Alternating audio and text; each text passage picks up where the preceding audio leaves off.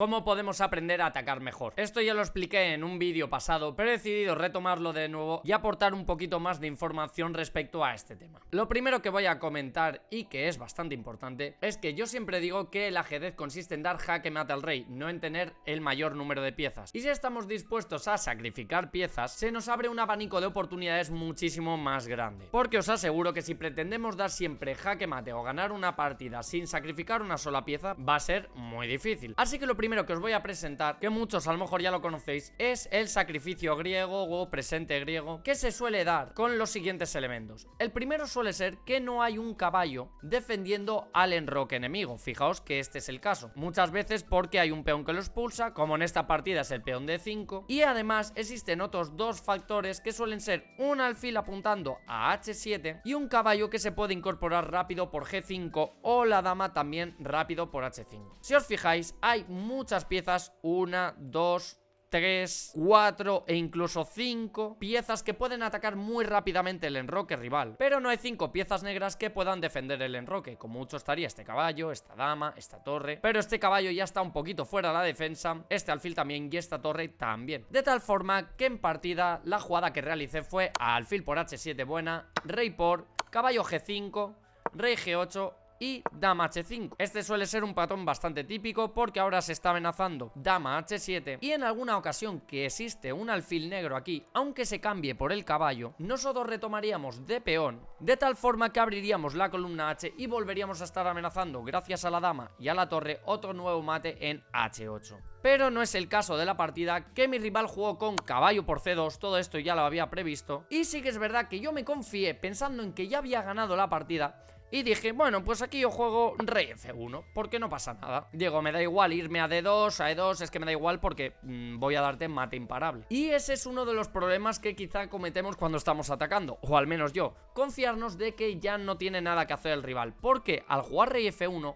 dejaba un pequeño recurso defensivo muy bonito, que era alfil A6 jaque, que de hecho se jugó en partida, y tras rey G1 existe la jugada alfil D3 defendiendo en H7. Fijaos qué maniobra que realiza el alfil por A6 y por D3 para poder defender en H7. Lo curioso en partida es que las negras no vieron este alfil D3, jugaron con torre 8 y ahora sí vino el mate tras dama por F7 primero para quitarle la salida por la columna F, rey H8, dama H5, rey G8, dama H7, ahora sí, rey F8, dama H8, rey E7 y dama por G7. Aquí se ve la importancia de habernos comido primero el peón de F7, porque si no, cuando comiésemos aquí, aún le quedaría un peón que le defendería y ya no sería mate. A modo de curiosidad, aquí la jugada buena era rey D2 para evitar cualquier tipo de jaque y ya sí que era mate inevitable. Y algo muy parecido se dio en esta partida, donde las negras me acaban de comer un caballo en E5, yo retomo de peón y las negras jugaron con caballo B6. De tal forma que yo otra vez de nuevo volví a calcular si este alfil por H7 era posible. Y para ello me centré en varios elementos.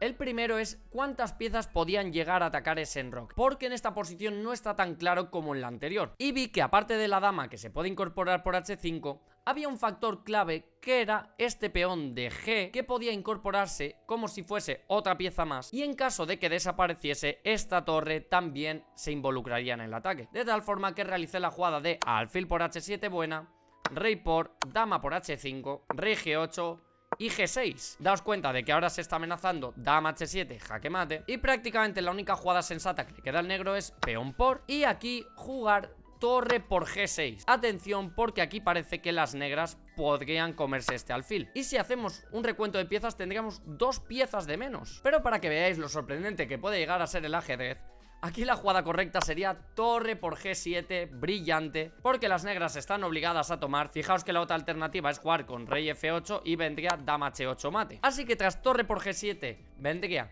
rey por torre y se incorpora la última pieza de las blancas que estaba escondida, que era torre de A1 que juega a G8 dando jaque, y tras rey F8, dama H8 dando la puntilla a la partida. Es curioso, y quiero que veáis esto, cómo hay 1, 2, 3, 4 y 5 piezas por parte de las negras que están prácticamente inútiles viendo cómo estamos avasallando al rey. Entonces esta sería una regla bastante importante a la hora de sacrificar piezas o de atacar un enroque. Ver las piezas que pueden ayudar a ese rey a escapar, y a veces que las piezas estén cerca no significa que les puedan ayudar, porque esta torre estaba cerca pero no ha ayudado a la defensa, este alfil estaba cerca pero tampoco ha ayudado a la defensa, y el blanco puede ir sacrificando sus piezas una tras otra por peones, porque al final se acaba dando este jaque mate. Ahora vamos a ver otro ejemplo bastante bonito, como siempre, de partidas que he ido jugando. Este es bastante curioso, porque yo acabo de realizar la jugada torre 6, la idea en la mente ya la tenía, ahora veréis cuál era, pero me queda muy poquito tiempo, creo que en torno a unos 10-15 segundos, y aquí las negras tenían un remate para ganarme la partida. Tras dama F1 jaque, yo jugué con rey H4 única, y aquí las negras tenían G5 jaque y tras peón por mate con el peón. En lugar de eso, mi rival también iba con apuros de tiempo, jugó muy rápido y jugó con dama por F3, lo cual me permitió a mí tener mi oportunidad para ganar la partida. Y antes de decir la jugada, quiero que analicemos un poquito la posición. Daos cuenta que todas las piezas blancas están atacando a ese enroque enemigo, y cuando veáis que hay muchas piezas cercanas al enroque, que tenemos un buen ataque, enseguida se tienen que venir a la cabeza posibles sacrificios. O sea, es como que debe haber una especie de alerta o de campana en nuestra cabeza que suene como diciendo párate a buscar los sacrificios porque esa posición puede que los tenga.